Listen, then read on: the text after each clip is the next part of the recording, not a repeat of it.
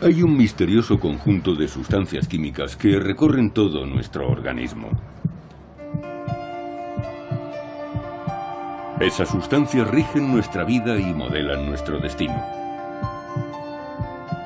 Transforman al niño en adulto, regulan nuestro apetito y afectan incluso a nuestras pasiones. Se llaman hormonas y son fundamentales para hacer de nosotros lo que somos. Me llamo John Wass y soy catedrático de endocrinología, que es el estudio de las hormonas. Durante 40 años he dedicado mi vida profesional a las hormonas y las encuentro absolutamente fascinantes. En mayor o menor medida lo controlan todo en su cuerpo. La manera en que desentrañamos cómo funcionan las hormonas es uno de los episodios más interesantes de toda la historia de la medicina.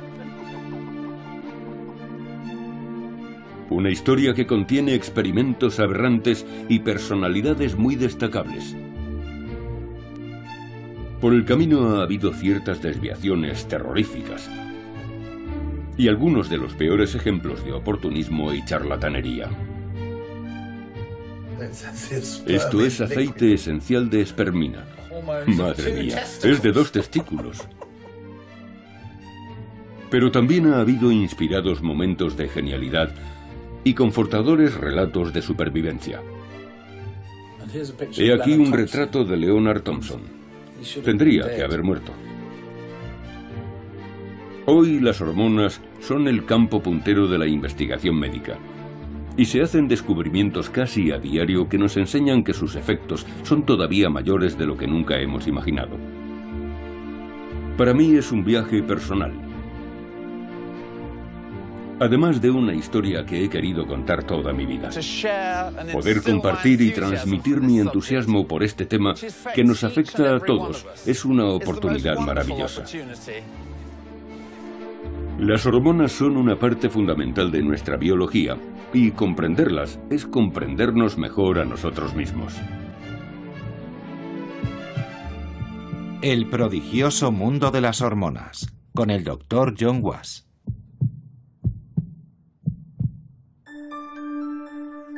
Todos hemos oído hablar de las hormonas, pero la mayoría no pensamos en ellas a diario. Sin embargo, siendo tan fundamentales en nuestra vida, nuestro conocimiento de las hormonas data de fechas sorprendentemente recientes. El sistema hormonal no es algo anatómico, como el esqueleto, el sistema nervioso o el sistema cardiovascular. Es algo que no se ve. Por tanto, la manera de abordarlo es diferente. Ser cardiólogo es fácil. Si sientes dolor en el pecho, algo malo le sucede a tu corazón, pero con las afecciones endocrinas la cosa cambia. Esa es una de las razones por las que es uno de los últimos sistemas que se han descubierto. Este sistema endocrino u hormonal, aunque es invisible, es uno de los que más influyen en el funcionamiento y la regulación de nuestro organismo. Cómo descubrimos sus secretos es un gran relato de detectives médicos. Un relato lleno de giros inesperados. Y empezaré la narración remontándome a la década de 1730, no con un gran médico y un brillante experimento, como podrían esperar, sino en una de mis ciudades preferidas del mundo, con un episodio verdaderamente sorprendente.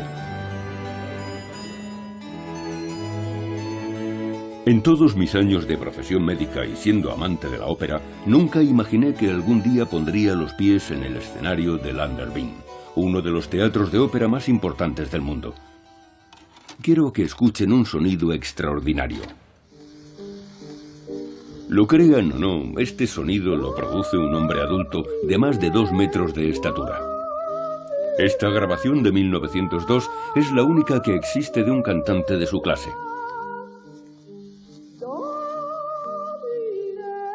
Pero sin duda su mejor exponente vivió en la década de 1730. Era una auténtica estrella de la música y se llamaba Farinelli.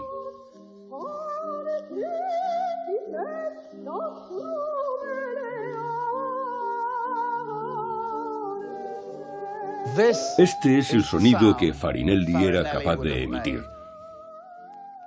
casi sobrenatural, asombrosamente puro, suave, sublime y a la vez forzado, puesto que era un hombre que había alcanzado la madurez. Esta voz tan extraordinaria se debía a que era un castrato. A Farinelli lo castraron antes de la pubertad para que no le cambiara la voz y conservara su pureza.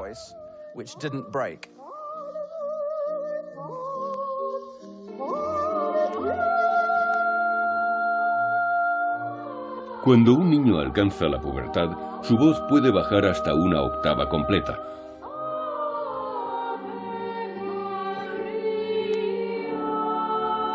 Lo que le impide llegar a las notas altas del registro de soprano.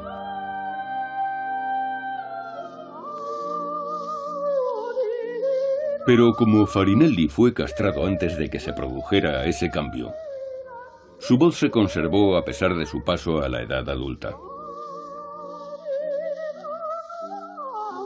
Sorprendentemente, este tremendo procedimiento se siguió practicando hasta principios del siglo XX. Y para muchos niños castrados con la esperanza de que fueran el próximo Farinelli, las consecuencias eran dramáticas y permanentes. No solo fue su voz, desencadenó otros cambios muy importantes que pueden observar en esta hermosa pintura. Se ve que tenía una línea capilar recta, como las mujeres, y no la característica línea en forma de pico de un hombre. Y esconde la ausencia de nuez en su garganta con un pañuelo de seda. La castración afectó incluso al crecimiento de Farinelli. Tenía un tórax muy desarrollado, también unos brazos realmente largos, lo mismo que las piernas, muy largas también, porque continuaron creciendo. Todo ello fue resultado de la castración. Los castrati eran una demostración realmente dramática de lo que sucede cuando eliminas los testículos de un ser humano. Por descontado, ya se observaban desde hacía siglos los efectos de la castración en el ganado. Lo sorprendente es que no se diera una explicación científica a estos efectos hasta el siglo XIX. Por tanto, esta era la gran pregunta que se hacía todo el mundo. ¿Cómo narices podían influir los testículos en tantas partes del cuerpo, desde las cuerdas vocales hasta la longitud de las extremidades?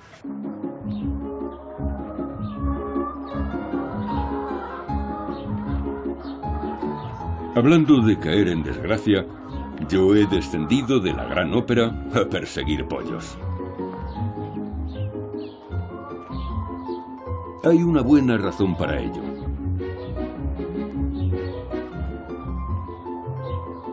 En 1849, un psicólogo alemán llamado Arnold Berthold llevó a cabo unos experimentos extraordinarios con pollos que revelaron el mecanismo por el que la castración afectaba a todo el organismo.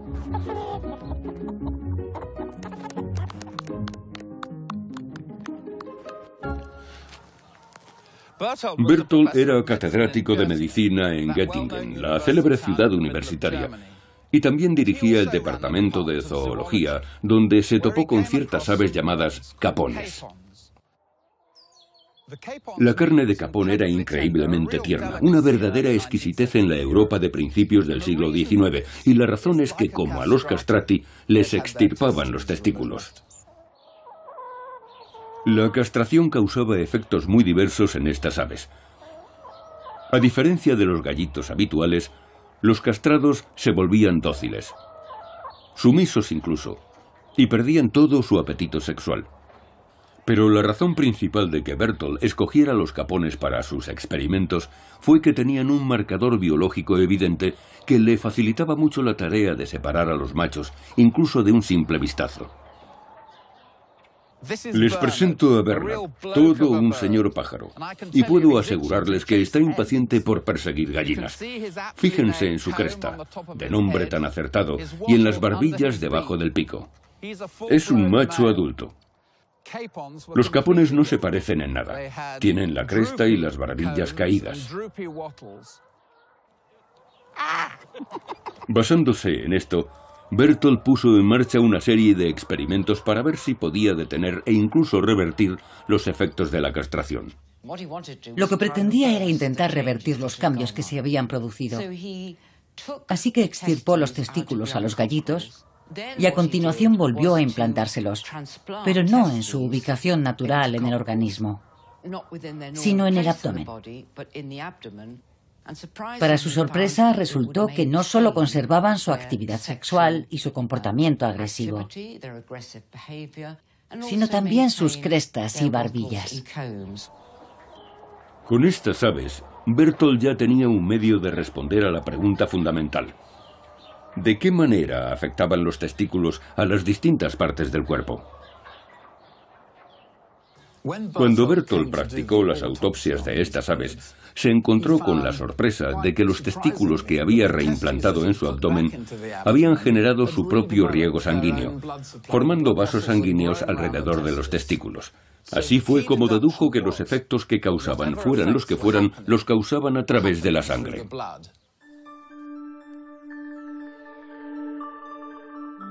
Y lo más interesante del experimento de Berthold fue la evidencia de que los testículos liberaban alguna clase de sustancias químicas que reaccionaban en otras partes del organismo. Ahora sabemos que Berthold estaba viendo la acción de la hormona sexual masculina, la testosterona, que liberada en grandes cantidades en la sangre durante la pubertad, hace que los niños se conviertan en hombres. Por aquel entonces nadie concebía que solamente unas sustancias químicas pudieran tener semejantes efectos en el organismo. Curiosamente, sus hallazgos tuvieron escasa repercusión en la comunidad científica. El propio Berthold no continuó con la investigación de lo que había observado.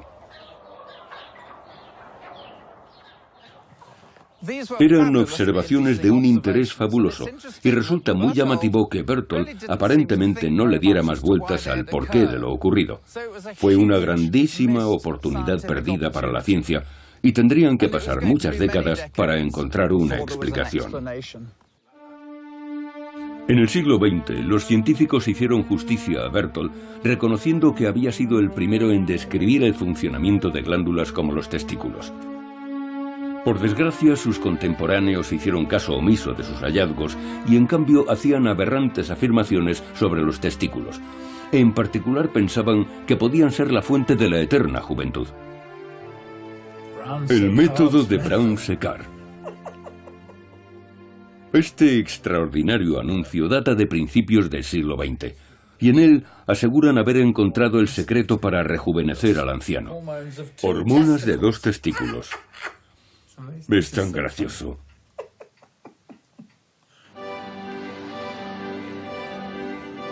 La historia de esta ridícula pretensión y sus sorprendentes consecuencias comienza en 1889 en una de las más insignes instituciones de Europa, la Academia de Ciencias de Francia. En una solemne ocasión, un público selecto asistió al anuncio de Charles Edward Brown-Séquard.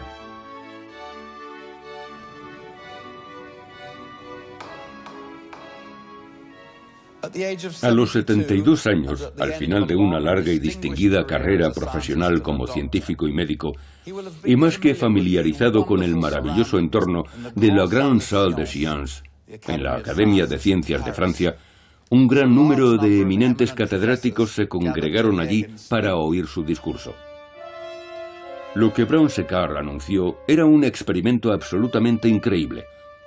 Explicó que había preparado un brebaje a base de 3 ingredientes: sangre de los vasos espermáticos, semen y jugo extraído de testículo, aplastado inmediatamente después de ser extirpado de un perro o un conejillo de Indias.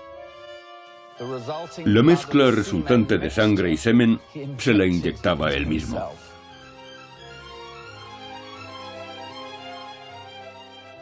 Dijo lo siguiente a su asombrada audiencia: que tenía más fuerza y resistencia, su capacidad de concentración había mejorado y también tenía bastante más energía mental. El desconcierto hizo enmudecer a la audiencia, y teniendo en cuenta que allí el promedio de edad era de 71 años, lo más seguro es que se dijeran: Dios, sería maravilloso. Podría convertirse en el elixir de la vida y posiblemente en el hallazgo del siglo. El anuncio sumió a la prensa en un completo frenesí. Y como la demanda de esta clase de remedios mágicos crecía sin parar por todo el planeta, los artículos y anuncios llenaban los medios de comunicación. Brown Séquard ocupó titulares en todo el mundo. La prensa se preguntaba si aquel sería el verdadero elixir de la vida. Naturalmente no lo era.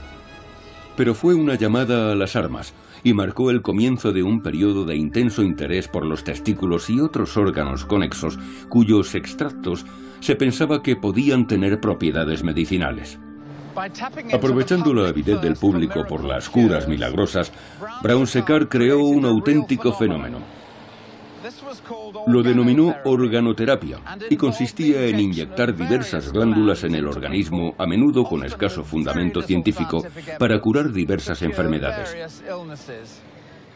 Pero nadie consiguió repetir los resultados de sus experimentos, y las mejoras espectaculares que aseguraba que había obrado en su organismo seguramente no eran otra cosa que el efecto placebo. Por desgracia, lo más probable es que aquellos extractos acuosos no contuvieran ni un solo principio activo. Así que era bastante improbable que el extracto de Brown Séquard pudiera funcionar. Pero el gran interés que despertó en los efectos de los extractos glandulares tuvo consecuencias duraderas. A lo largo de la década de 1890 hubo toda una serie de meritorios descubrimientos científicos que son una parte esencial y sumamente gratificante de mi trabajo en la actualidad.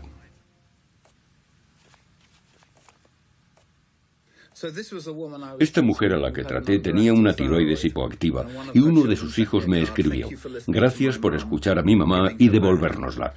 Y luego la madre de ella escribió: "¿Cómo puedo agradecerle que me haya devuelto a mi hija, que haya devuelto su madre a mis nietos y su esposa a mi yerno?". Y solo le había administrado hormona tiroidea. Aunque siempre es agradable que a uno le den las gracias, lo cierto es que no las merecía yo. Tendrían que habérselo agradecido a un par de emprendedores médicos británicos de la década de 1890.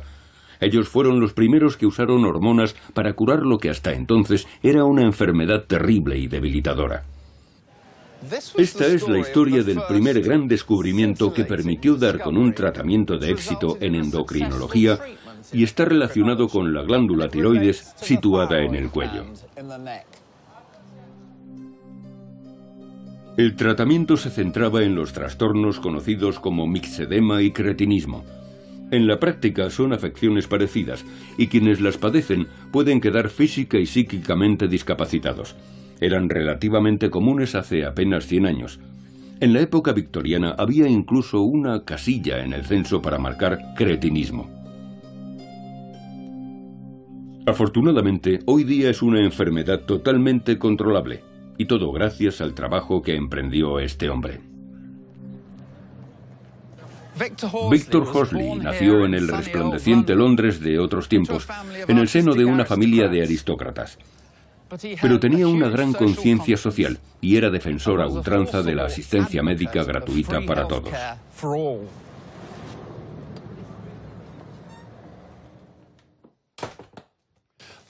Sin embargo, para mí su obra más importante tuvo que ver con la tiroides. Voy a explicarles lo que hizo con un poco de ayuda. Esto es glándula tiroidea de oveja, aunque cuando Horsley empezó estos experimentos usó monos. Lo que hizo fue extirpar la tiroides de varios monos y demostrar que sufrían cambios asociados al mixedema, igual que los humanos. Se les caía el pelo y se volvían más letárgicos. Con este experimento, Horsley demostró de manera concluyente que el mixedema estaba causado por una deficiencia tiroidea. Pero fue más allá. Proponiendo el atrevido paso de trasplantar tejido de tiroides de oveja, igual que este, a pacientes humanos.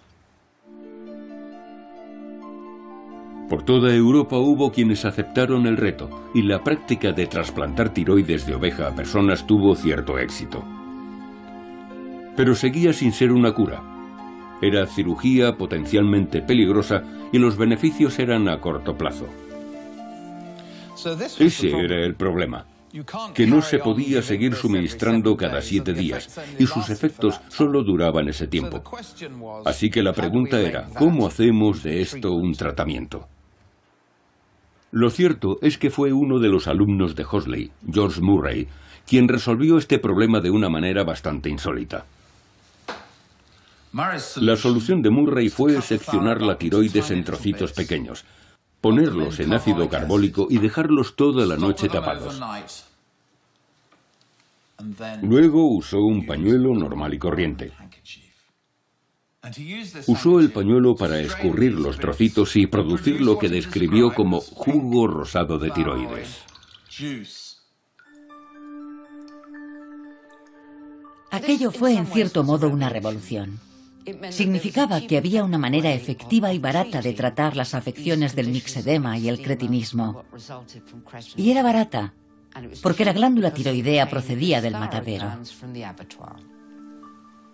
La paciente más famosa, a la que solo conocemos como señora S, tenía 46 años cuando Murray empezó a tratarla, y era evidente que padecía mixedema.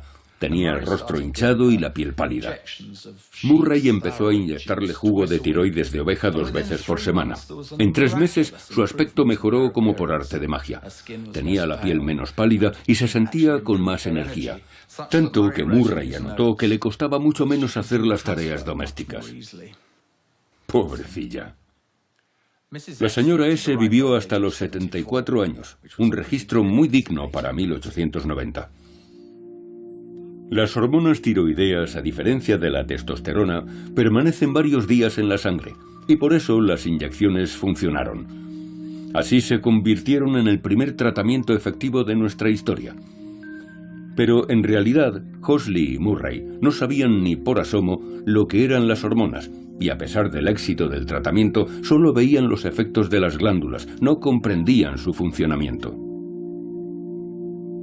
Para acercarnos más, haría falta la invención de un artilugio verdaderamente ingenioso, uno que realmente nos permitiera ver a la hormona en funcionamiento.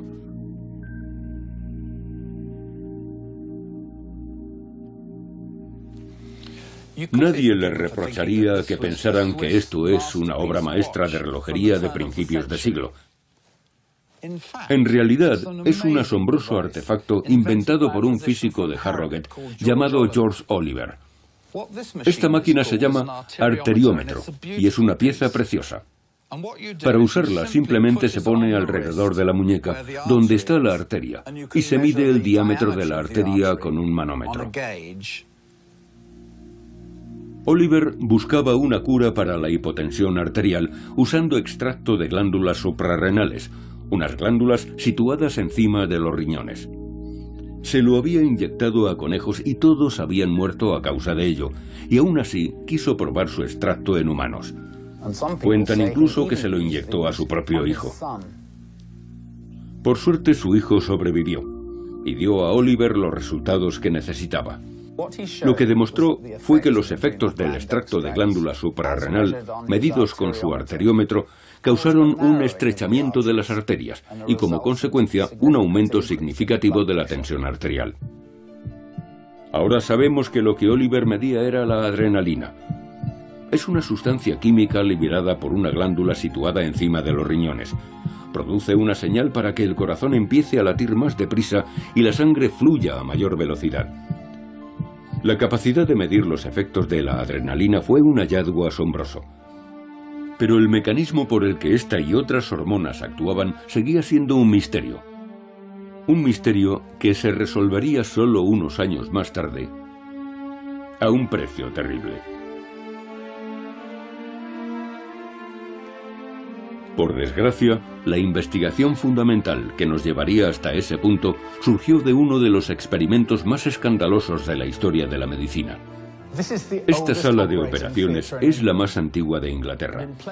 En lugares como este, por toda Europa, las mujeres se sometieron a ovariectomías, es decir, la extirpación de ambos ovarios, para tratar afecciones como la histeria, la anorexia, la ansiedad y hasta la ninfomanía. Creían que los ovarios eran la fuente de toda clase de discapacidades mentales, físicas, de toda clase de males, y por tanto se los extirpaban sin más a las mujeres. Y la razón de que lo hicieran era un grave error de concepto, relacionado con el sistema nervioso. Cundía la idea de que el sistema nervioso estaba relacionado con todas las partes del cuerpo, incluido el cerebro. Las glándulas formaban parte de este sistema y los ovarios en concreto eran los centros nerviosos que regulaban el organismo de toda mujer. Se calcula que en toda Europa 150.000 mujeres fueron sometidas a esta operación para tratar males asociados a su condición femenina. Pero lejos de curarlas, la operación les causó nuevas complicaciones. Y cuando se extirpan los ovarios a una mujer, desarrolla precozmente síntomas premenopáusicos, por lo que para ella significa volver al principio. Los médicos querían averiguar la razón de que las ovariectomías estuvieran causando estos problemas. En su búsqueda de una solución, un hombre llevó a cabo experimentos que pusieron patas arriba las verdades científicas aceptadas. Joseph Halban echó por tierra la idea de que las glándulas se comunicaban a través de los nervios y con ello ofreció la primera imagen nítida de cómo funciona el sistema hormonal. Lo que Halban hizo fue extirpar los ovarios y partes del útero e implantarlo todo bajo la piel de jóvenes cobayas. Y demostró que tanto los ovarios como el útero habían sufrido cambios que solo cabía esperar que sufrieran estando dentro del animal del que habían sido extirpados. Esto demostró que los ovarios funcionaban como si estuvieran en su emplazamiento original, y algo todavía más importante, que seguían funcionando sin que hubiera unos nervios que los conectaran al resto del organismo. El descubrimiento de Halban puso fin a las ovariectomías y también tuvo enormes repercusiones en la historia de las hormonas. De esta manera, demostró que los ovarios no ejercían el control a través de los nervios, sino a través de secreciones internas, mensajeros químicos que viajan en la sangre y se desplazan por el organismo, afectando a diversas partes del cuerpo. Estas secreciones en conjunto formaban un nuevo sistema, el sistema endocrino. La definición de este nuevo sistema era la última pieza del puzzle de las hormonas. Y con la entrada en el siglo XX, al fin la ciencia retomaba las observaciones de Berthold caídas en el olvido. Su trabajo con los gallos, los experimentos de Hosley y Murray con glándulas tiroideas, el descubrimiento de la adrenalina por George Oliver y ahora Halban. Todo se sumaba para darnos una visión moderna de un sistema diferenciado de secreciones internas en permanente funcionamiento dentro de nuestro organismo. Ya solo faltaba ponerle un nombre a esas secreciones. Cuentan que fue Ernest Starling, un renombrado psicólogo de la época, quien acuñó el término que ahora usamos todos, durante una cena universitaria en Cambridge. Starling estaba sentado con un colega devanándose los sesos para decidir qué nombre ponerle a unas secreciones capaces de desplazarse a otra parte del cuerpo y estimularla directamente. Entonces le preguntaron a un experto en la antigua Grecia que pasaba por allí. Uno dijo que deberían llamarse algo parecido a hormao, porque era como se decía en griego yo excito o estimulo. Y como dato interesante, Starling pronunció después una conferencia en la Crunian Society en la que de pronto usó la palabra hormona. Nadie la había oído antes, y se quedó así. El nombre cuajó y hoy día todos oímos hablar normalmente de hormonas, aunque es posible que no seamos conscientes de su importancia. Toda forma de vida que tenga más de una célula, todas las plantas, todos los animales, desde un gusano hasta una orca, producen hormonas. Se conocen más de 80 hormonas distintas solo en los humanos y todas cumplen una función bien diferenciada. Si se sienten estresados es que están produciendo una de las hormonas del estrés, llamada cortisol. Cuando se preparan para hacer ejercicio, la adrenalina, la famosa hormona de luchar o salir volando, hace su aparición. Las hormonas influyen hasta en el proceso de establecer vínculos. Hablamos de la oxitocina. Pero, ¿qué son las hormonas? Bien, las hay de varias clases: aminas, péptidos y esteroides. Y todas ellas tienen una estructura molecular diferente. Lo que las une es su funcionamiento. Cada hormona actúa sobre una célula particular. Por extraño que parezca, imaginemos que soy una hormona y me dirijo hacia mi objetivo. Cada hormona fluye a través del torrente sanguíneo, pasando por miles de millones de células, pero solo ejercerán el efecto deseado cuando lleguen a la correcta, una célula que encaja con su estructura química específica. Las hormonas solo funcionan con células específicas. En cualquier otro sitio es como intentar abrir una puerta con la llave errónea. Bien, célula equivocada. Volvamos a intentarlo. En estas células diana específicas, la llave encaja perfectamente y la hormona actúa sobre la célula poniéndola a trabajar. Una vez que la hormona se encuentra en el interior de su célula diana, puede cambiar su manera de comportarse para hacer que realice una tarea determinada. Por ejemplo, cuando la adrenalina llega al corazón, lo hace latir más deprisa. Cada hormona tiene una función propia y exclusiva. Las hormonas realizan muchas acciones distintas y tienen diferentes plazos de acción. Así, mientras que la adrenalina solo actúa unos minutos sobre el corazón, los efectos del estrógeno secretado a la sangre cada día duran años. Al irse acumulando en largos periodos, como en este caso, algunas hormonas pueden tener efectos dramáticos en nuestro organismo. El caso de un antiguo paciente puede servir para ilustrarlo.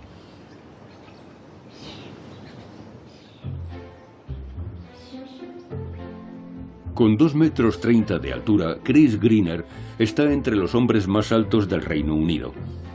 Y aquí está, con el director de nuestro documental, James, que mide sus buenos 180 centímetros. Chris lleva una vida sana, aunque poco habitual. Cuando me preguntan qué problemas tengo por ser tan alto, yo digo que lo peor es encontrar ropa de mi talla. Llevo con este problema prácticamente 50 años. Cuando terminé primaria era más alto que la mayoría de los profesores. Pensaba que ya no crecería más, pero seguí y seguí. El trastorno que padece Chris se llama gigantismo acromegálico y está causado por sobreproducción de hormona del crecimiento. Es decir, que no paró de crecer y crecer hasta que había entrado en la veintena. Cuando empecé a trabajar medía 2 metros. Y cuando me nombraron el hombre más alto rondaba los 2,30 metros. Por tanto, había crecido unos 30 centímetros en 7 años. Fue a través del estudio de personas como Chris como se descubrió el misterioso papel que desempeñan las hormonas en el crecimiento. La historia comienza en la década de 1780, con un hombre de estatura parecida a la de Chris. Cuando el irlandés Charles Byrne llegó a Londres para ganarse la vida como fenómeno humano, enseguida llamó la atención de un famoso científico y coleccionista llamado John Hunter. Desoyendo la última voluntad de Byrne de que echaran su cuerpo al mar, Hunter robó su cadáver y exhibió su esqueleto en un museo. Y a pesar de la falta de ética que supuso, aquello dio una pista de incalculable valor a los científicos. Más de un siglo después, en 1909, el brillante neurocirujano estadounidense Harvey Cushing trató de explicar por qué Byrne había crecido tanto.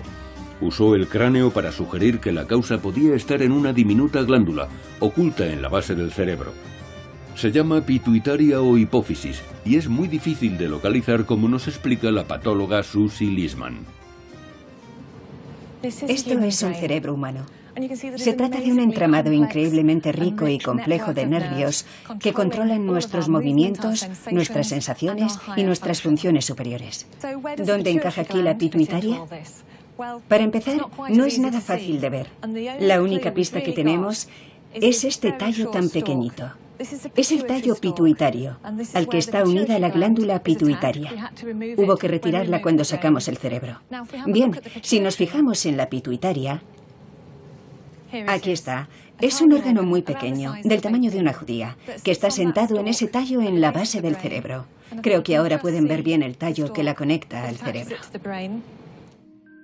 Volviendo a la década de 1900, Cushing no entendía muy bien lo que hacía la pituitaria, pero estaba convencido de que era importante debido al lugar en el que estaba. Si miramos en la base del cráneo, veremos dónde se aloja la pituitaria, en esta zona denominada fosa hipofisiaria. Por tanto, está bien protegida por un anillo óseo que evita que sufra daños.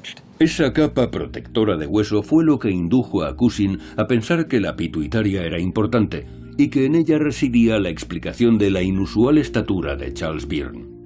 Lo interesante fue lo que descubrió Harvey Cushing cuando examinó el cráneo de Charles Byrne. En lugar de un espacio pequeñito del tamaño de una judía, había un hueco mucho más grande debido a la erosión del hueso.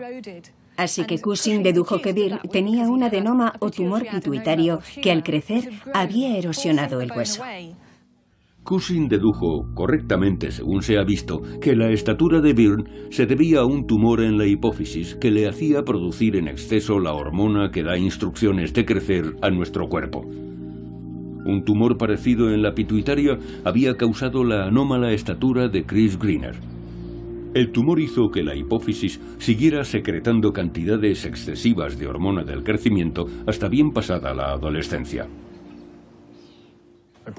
Lo pusieron en la máquina, apretaron el botón y la aguja saltó.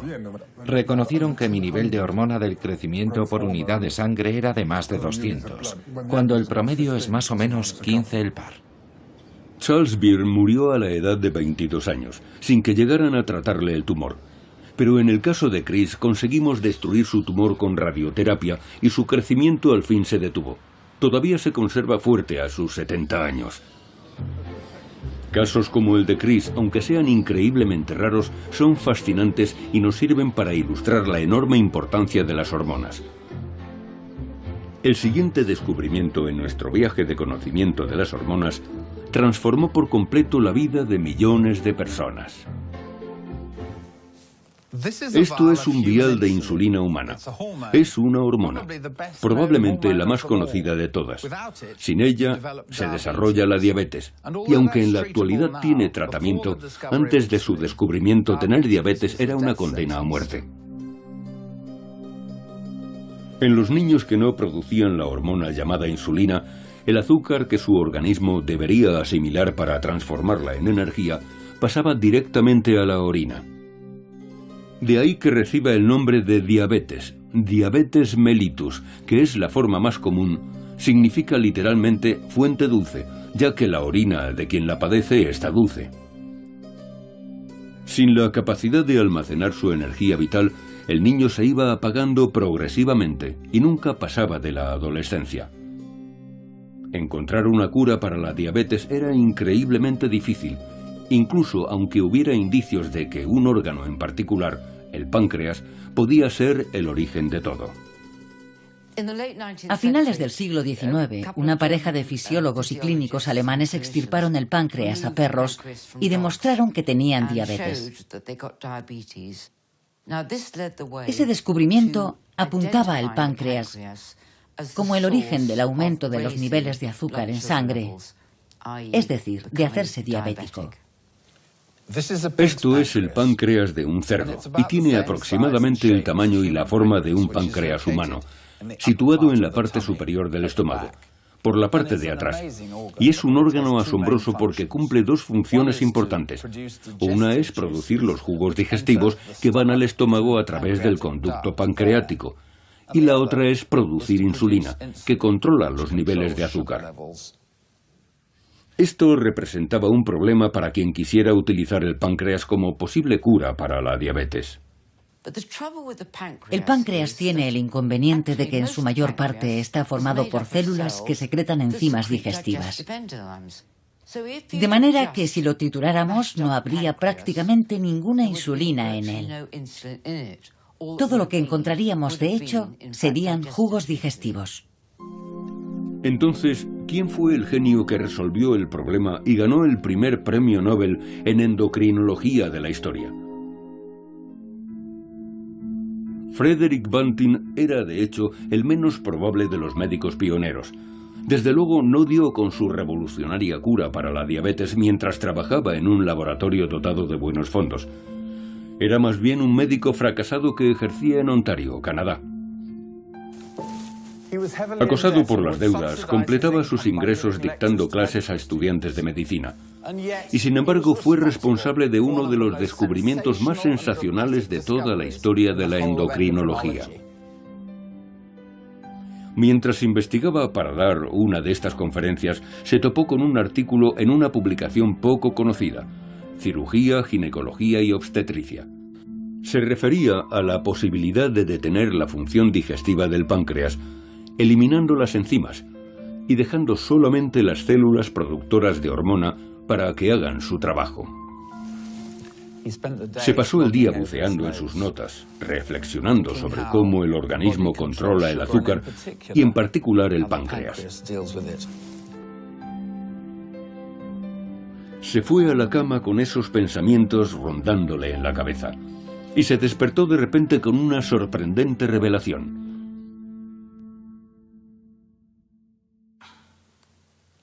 Fue el momento eureka de Frederick Banting. Anotó lo siguiente en una libreta en mitad de la noche: diabetes. Así, mal escrito, aunque redactaba muy bien, así que estaría dormido. Ligar los conductos pancreáticos en perros. Mantener los perros vivos hasta que el tejido acinar degenere y queden los islotes. Intentar aislar la secreción interna de estos para que se produzca glucosuria. Hay que ser médico para comprenderlo, pero les diré que fue el primer paso para dar con el remedio de la diabetes. De pronto se le ocurrió que si ligaba el conducto del páncreas, que produce todas estas enzimas digestivas, haría degenerar el tejido. Y entonces podría aislar unas cuantas células llamadas islotes, que producen la insulina, y conseguir un suplemento insulínico.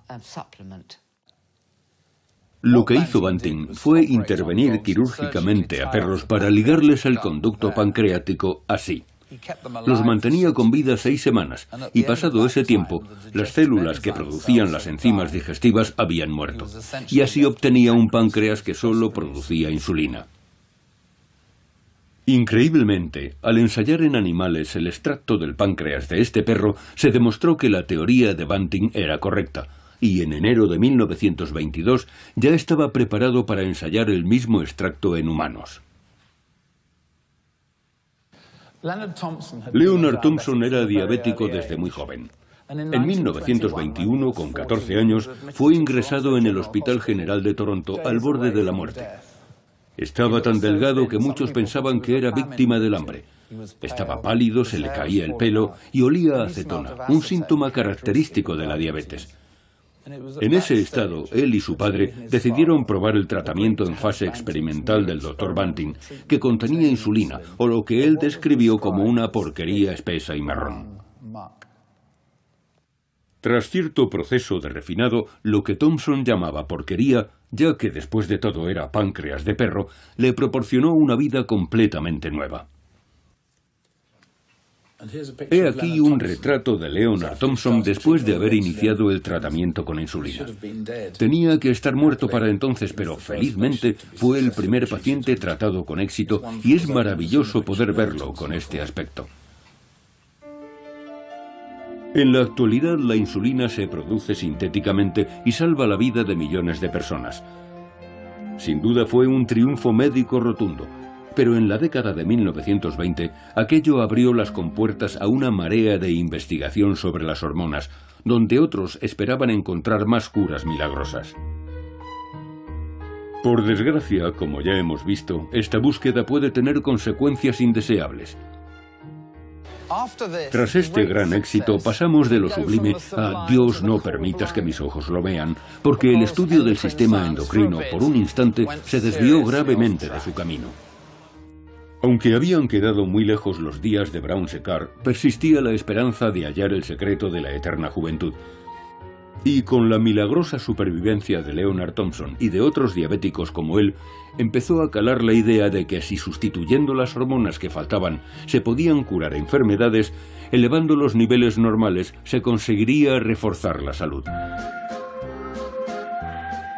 Así surgió, por ejemplo, una de las modas más estrafalarias de la historia de la medicina.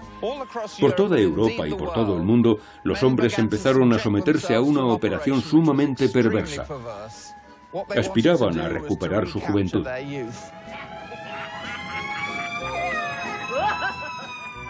Este es el Prater de Viena, el parque de atracciones más antiguo del mundo.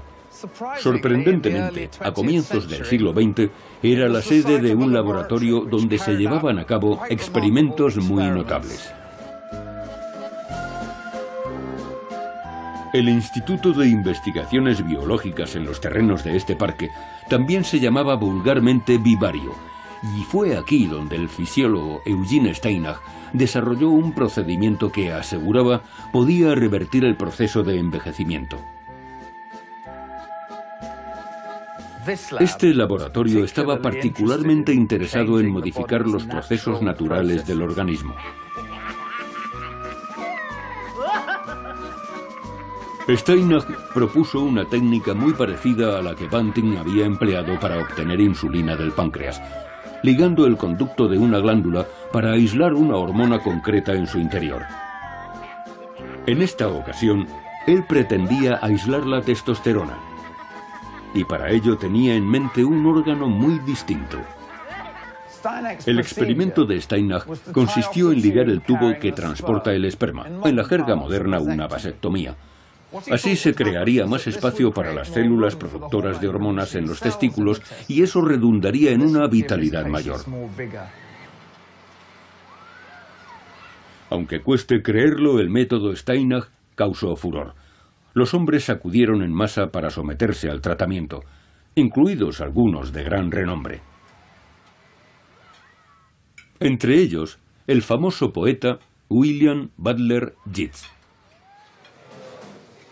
A sus 69 años, Yeats tenía una salud precaria y sufría una depresión profunda. Padecía el bloqueo del escritor. Pero tras someterse al tratamiento, sus habilidades creativas aumentaron espectacularmente, así como su deseo sexual. Hay quien piensa que Yeats escribió su mejor poesía después del tratamiento. Un joven en la oscuridad soy, pero en medio de la luz un viejo loco. Ella dijo entonces a aquel viejo loco, que apoyaba la mano en su fornido bastón: dar el amor o retenerlo no depende de mí. Y no solo era su poesía. Unos meses después de someterse al tratamiento, Yeats se emparejó con una actriz de 27 años, 42 más joven que él.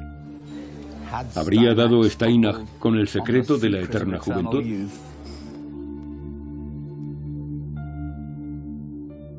Naturalmente que no. También en su caso, como en el de Brown-Séquard, no hubo manera de reproducir los resultados que aseguraba tener. Ahora sabemos que no hay fundamento científico y que se trata de otro callejón sin salida en el mundo de la ciencia. La endocrinología había recorrido un gran trecho antes de Steinach, y su procedimiento fracasó porque tenía una idea demasiado simplista de cómo funcionan las hormonas. Steinach pensaba que cuanta más testosterona hubiera circulando por el organismo, mayor vitalidad tendría uno. El problema es que no era así de simple. En primer lugar, Steinach se equivocó al pensar que ligando los conductos espermáticos causaría un aumento de la producción de testosterona, y aunque sí hubiera servido para incrementar los niveles de testosterona, erró estrepitosamente en sus previsiones. Simplemente no había entendido una parte del sistema endocrino, que resulta que es la más importante de todas. Steinach no tenía ni idea de cómo se regulan las hormonas, pero la publicidad que generaron sus afirmaciones desencadenó un montón de investigaciones que finalmente proporcionaron la clave de su equivocación. Y además permitió tener una nueva visión de la función clave de una pequeña glándula que ya hemos conocido. la hipófisis o pituitaria. Además de producir hormona del crecimiento, la pituitaria cumple la misión de garantizar que los niveles de muchas hormonas no suban ni bajen demasiado en ningún momento. De ahí que fuera imposible que funcionara la técnica de Steinach. Si se sobrecargara de testosterona el sistema endocrino, la pituitaria intervendría para hacerla descender de nuevo a los niveles normales. La hipófisis actúa igual que un termostato doméstico. Detecta si los niveles hormonales no son correctos y envía mensajes a varias glándulas para que incrementen o reduzcan la producción de hormona según haga falta. El descubrimiento de este aspecto de la pituitaria fue un verdadero hito en este campo. En mi época de estudiante de medicina en los 60, esta pequeña glándula todavía se consideraba la pieza clave de la regulación hormonal. Pero lo que más me gusta de esta historia es que no permanece igual mucho tiempo. Incluso en estos últimos años, la investigación ha permitido descubrir un sistema de regulación completamente nuevo, que nos ha obligado a ampliar nuestras miras. De hecho, este sistema no solo pone en entredicho lo que pensamos de nuestro control de las hormonas, sino cómo las hormonas nos controlan a nosotros.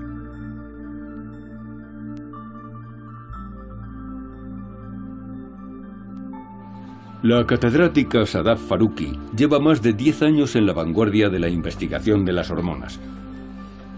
Está estudiando junto con su equipo la función de las hormonas en la obesidad. Y en este caso, las hormonas funcionan de manera mucho más sorprendente de lo que cabría esperar. El primer hallazgo importante fue el de una hormona completamente nueva llamada leptina, que primero se encontró en ratones muy obesos. Fue el primer paso para descubrir todo un sistema completamente nuevo para regular el peso. Y ese sistema depende de la leptina, que está fabricada por nuestra grasa. Fue un descubrimiento sin precedentes, una hormona que era producida no por una glándula, sino por células que nadie pensaba que pudieran formar parte del sistema endocrino. No sabíamos que la grasa podía fabricar hormonas. Sabíamos que estaba ahí para almacenar reservas de energía. Pero este descubrimiento fue muy importante. La grasa podía fabricar una hormona que circulaba por la sangre y actuaba sobre el cerebro para controlar nuestro peso. Algo increíble. Con esta hormona, nuestras propias células de grasa pueden controlar cuánto comemos, estableciendo su propio circuito de retroalimentación con el cerebro. Así funciona. Nuestras células de grasa producen leptina constantemente, y cuanto mayor sea la reserva de grasa que tengamos, mayor cantidad de leptina corre por la sangre. Básicamente le dice a nuestro cerebro que hemos comido suficiente y perdemos el apetito. Pero lo importante del trabajo de Sadaf viene ahora, que es cuando el sistema no funciona debidamente y por alguna razón las células de grasa no fabrican leptina. Sadaf prosigue su investigación para comprender todas las razones que expliquen esto. Pero ya ha hecho un descubrimiento fantástico al señalar una causa concreta. En algunos casos, la incapacidad de un paciente para producir leptina reside en sus genes. La función de la hormona leptina se descubrió en parte usando la genética. Pudimos examinar el ADN de los pacientes y averiguar que tenían una mutación genética que impedía producir la hormona leptina. Y esa era la causa del problema de obesidad. En el caso de que una persona tenga ese gen defectuoso, no podrá controlar su apetito y por tanto comerá más de lo que su cuerpo necesita. Y eso se traducirá inevitablemente en obesidad. Mucha gente pensaba que la tendencia a ganar peso era una cuestión de autocontrol, que solo dependía de la cantidad de comida que uno ingería y del ejercicio que uno hacía, y no había ningún aspecto biológico relacionado. Lo que nosotros demostramos con el descubrimiento de la leptina y su ausencia en pacientes es que los genes pueden cumplir una función muy importante en el control de nuestro peso, afectando a nuestro apetito, y que la leptina es un regulador clave del apetito.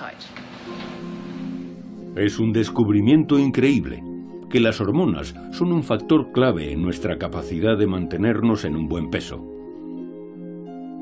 Y el hecho de que el apetito pueda estar dirigido por una hormona ha permitido a la gente tener esperanzas en la batalla contra la obesidad.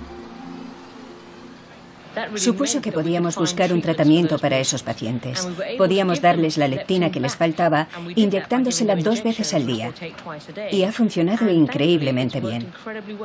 Ahora llevan vidas normales, tienen un peso normal y se han corregido otros muchos problemas de salud. Solamente con la introducción de leptina, Sadaf ha conseguido curar la obesidad en aquellos pacientes que antes no tenían ningún control sobre su peso. Un ejemplo patente del poder de las hormonas. Y junto a otros hallazgos recientes, indica que estamos a punto de descubrir toda una diversidad de nuevas hormonas con capacidades potencialmente asombrosas.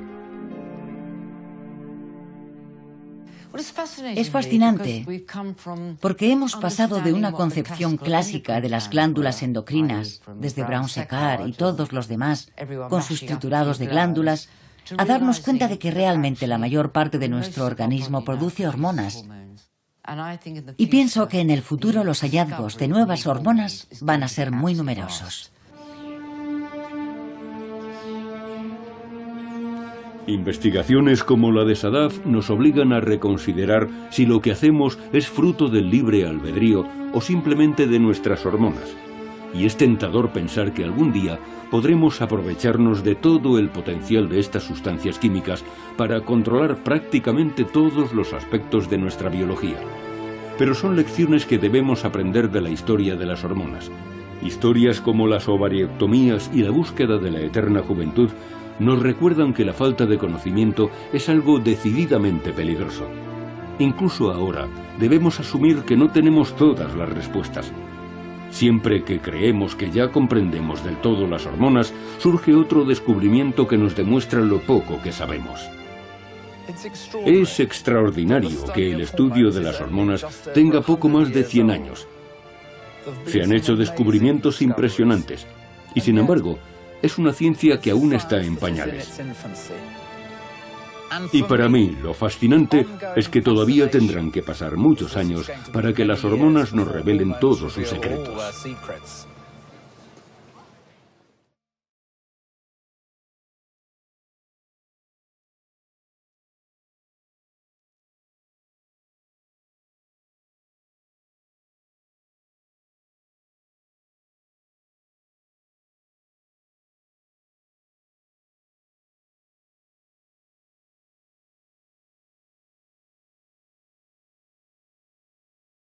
Para mí es un viaje personal. Además de una historia que he querido contar toda mi vida. Poder compartir y transmitir mi entusiasmo por este tema que nos afecta a todos es una oportunidad maravillosa. Las hormonas son una parte fundamental de nuestra biología y comprenderlas es comprendernos mejor a nosotros mismos. El prodigioso mundo de las hormonas, con el Dr. John Was.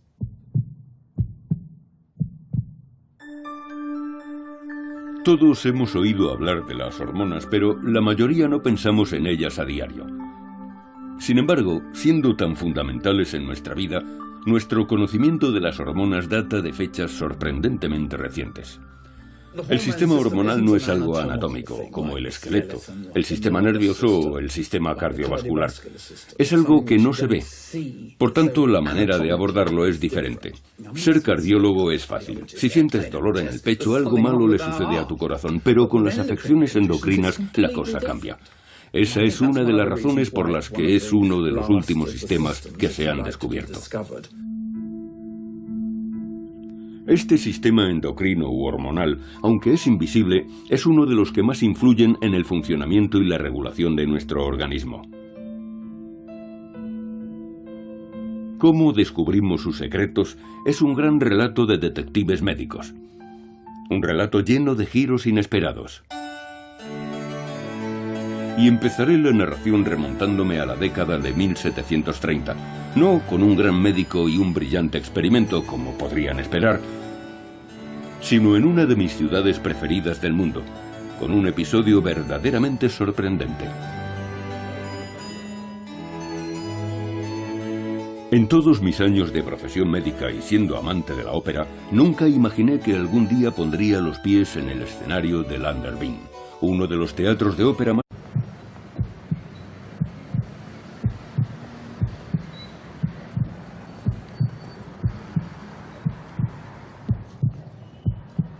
Hay un misterioso conjunto de sustancias químicas que recorren todo nuestro organismo. Esas sustancias rigen nuestra vida y modelan nuestro destino. Transforman al niño en adulto, regulan nuestro apetito y afectan incluso a nuestras pasiones. Se llaman hormonas y son fundamentales para hacer de nosotros lo que somos. Me llamo John Walsh y soy catedrático de endocrinología, que es el estudio de las hormonas. Durante 40 años he dedicado mi vida profesional a las hormonas y las encuentro absolutamente fascinantes. En mayor o menor medida lo controlan todo en su cuerpo. La manera en que desentrañamos cómo funcionan las hormonas es uno de los episodios más interesantes de toda la historia de la medicina. Una historia que contiene experimentos aberrantes y personalidades muy destacables. Por el camino ha habido ciertas desviaciones terroríficas y algunos de los peores ejemplos de oportunismo y charlatanería. Esto es aceite esencial de espermina. Madre mía, es de 2 testículos. Pero también ha habido inspirados momentos de genialidad y confortadores relatos de supervivencia. He aquí un retrato de Leonard Thompson. Tendría que haber muerto. Hoy las hormonas son el campo puntero de la investigación médica. Y se hacen descubrimientos casi a diario que nos enseñan que sus efectos son todavía mayores de lo que nunca hemos imaginado. Y permanentes. No solo fue su voz. Desencadenó otros cambios muy importantes que pueden observar en esta hermosa pintura. Se ve que tenía una línea capilar recta, como las mujeres, y no la característica línea en forma de pico de un hombre. Y esconde la ausencia de nuez en su garganta con un pañuelo de seda. La castración afectó incluso al crecimiento de Farinelli. Tenía un tórax muy desarrollado, también unos brazos realmente largos, lo mismo que las piernas, muy largas también, porque continuaron creciendo. Todo ello fue resultado de la castración. Los castrati eran una demostración realmente dramática de lo que sucede cuando eliminas los testículos de un ser humano. Por descontado, ya se observaban desde hacía siglos los efectos de la castración en el ganado. Lo sorprendente es que no se diera una explicación científica a estos efectos hasta el siglo XIX. Por tanto, esta era la gran pregunta que se hacía todo el mundo. ¿Cómo narices podían influir los testículos en tantas partes del cuerpo, desde las cuerdas vocales hasta la longitud de las extremidades?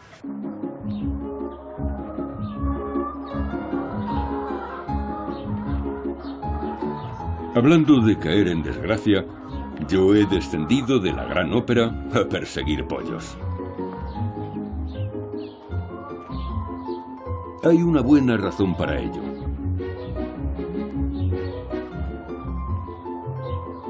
En 1849, un psicólogo alemán llamado Arnold Berthold llevó a cabo unos experimentos extraordinarios con pollos que revelaron el mecanismo por el que la castración afectaba a todo el organismo.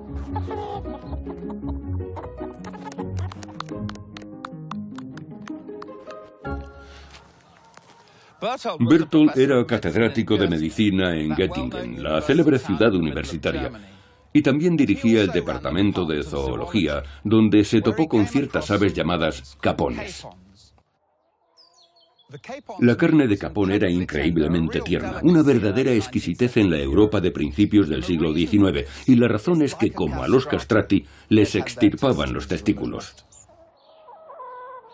La castración causaba efectos muy diversos en estas aves. A diferencia de los gallitos habituales, Los castrados se volvían dóciles, sumisos incluso, y perdían todo su apetito sexual. Pero la razón principal de que Bertolt escogiera los capones para sus experimentos fue que tenían un marcador biológico evidente que le facilitaba mucho la tarea de separar a los machos, incluso de un simple vistazo. Les presento a Bernard, todo un señor pájaro, y puedo asegurarles que está impaciente por perseguir gallinas. Fíjense en su cresta, de nombre tan acertado, y en las barbillas debajo del pico. Es un macho adulto. Los capones no se parecen en nada. Tienen la cresta y las barbillas caídas. Basándose en esto, Bertolt puso en marcha una serie de experimentos para ver si podía detener e incluso revertir los efectos de la castración. Lo que pretendía era intentar revertir los cambios que se habían producido. Así que extirpó los testículos a los gallitos y a continuación volvió a implantárselos, pero no en su ubicación natural en el organismo, sino en el abdomen. Para su sorpresa, resultó que no solo conservaban su actividad sexual y su comportamiento agresivo, sino también sus crestas y barbillas. Con estas aves, Bertolt ya tenía un medio de responder a la pregunta fundamental: ¿de qué manera afectaban los testículos a las distintas partes del cuerpo? Cuando Bertolt practicó las autopsias de estas aves, se encontró con las importantes del mundo. Quiero que escuchen un sonido extraordinario. Lo crean o no, este sonido lo produce un hombre adulto de más de 2 metros de estatura. Esta grabación de 1902 es la única que existe de un cantante de su clase.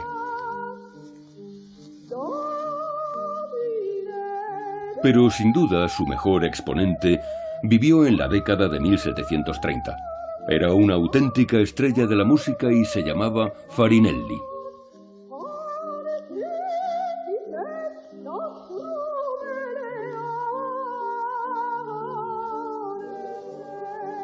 Este es el sonido que Farinelli era capaz de emitir. Casi sobrenatural, asombrosamente puro, suave, sublime y a la vez forzado, puesto que era un hombre que había alcanzado la madurez. Esta voz tan extraordinaria se debía a que era un castrato. A Farinelli lo castraron antes de la pubertad para que no le cambiara la voz y conservara su pureza.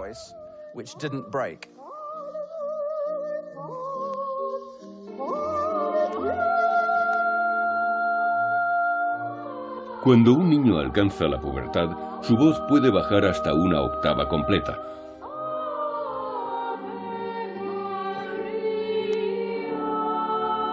Lo que le impide llegar a las notas altas del registro de soprano.